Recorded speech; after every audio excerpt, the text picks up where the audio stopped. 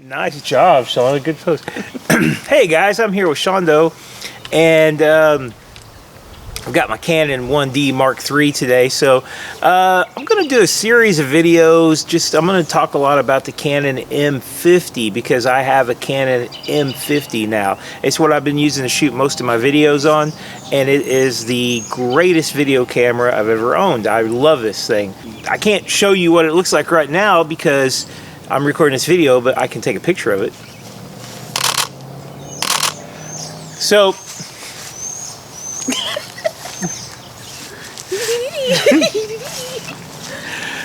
so what we're going to do is, I'm like really curious. Okay, so this 1D Mark III is, even though it's old, it has incredibly good autofocus, and also it can take 10 pictures per second.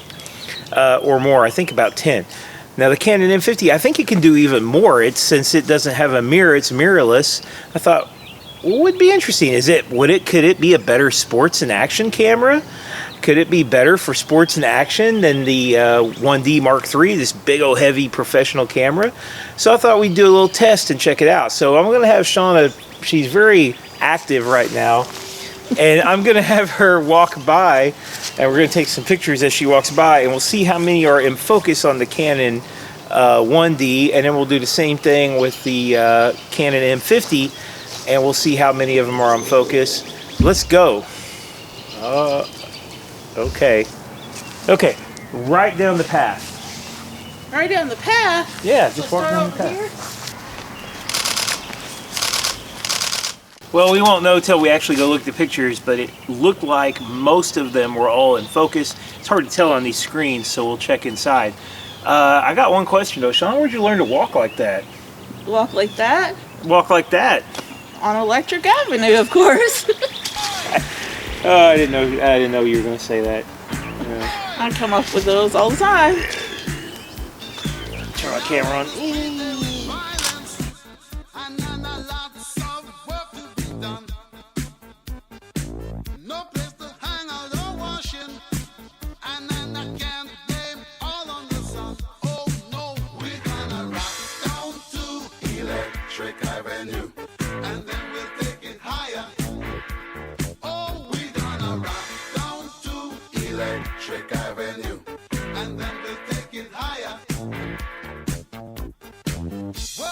So I performed the test a second time with more even lighting conditions and faster shutter speed just to make sure I was getting sharp photos.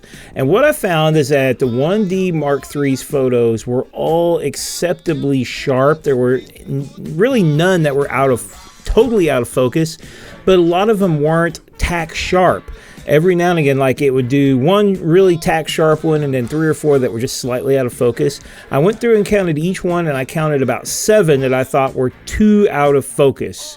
And, they're not terrible. They're just not that sharp of the 7. So, of course, the 1D Mark III is a 1.3 crop factor, so I got more depth of field, and also I messed up and shot at f4, and I had to shoot at f.56 on the other lens to get kind of the same image. So I got a little bit better looking photos as far as depth of field and background. Okay, let's look at the M50. I guess I shouldn't be surprised that the M50 had a lot sharper photos, not just because it's higher resolution, but because it actually sharpened much more accurately. Things were there was much more clarity, and most of the images were sharp. In fact, all through here they are just like tack sharp. Way more detail in all of these images. What I did notice is that when it did go out of focus, it went out of focus really bad. Here, when she turns and kind of keeps walking, it loses focus and it goes way out of focus. Whereas the 1D, it never had any images that were that far out of focus. Of course, the M50 with its higher resolution gets a huge advantage when it comes to details, but also they were just very sharp. Compare this to the 1D. Now, this is one of the sharpest images from the 1D, and it's blown up a lot.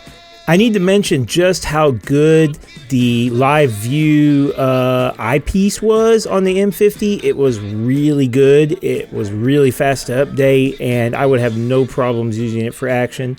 So here's really the only problem I had with the M50. When it lost focus, it really lost focus here in this last few shots as she's walking away. I think part of it is when she turns away, I think the processor is really looking for face detection, because as soon as her face turns back around, it's boom, it's right back focused on her face. But when her face was not in the picture, it was like it didn't know what to do, and it just kind of lost. It started focusing kind of on nothing, and then it came back pretty fast. So maybe the 1D might be more reliable in general. You might get more usable shots, whereas maybe the M50 might be more just sharper, and then you're also going to get way more detail. Ultimately, I honestly think that I would be happy to use the M50 as a sports camera, and it's probably going to give you better images overall than an older camera like the 1D Mark III, which is becoming more and more obsolete as time marches on. We're going to walk onto Electric Avenue.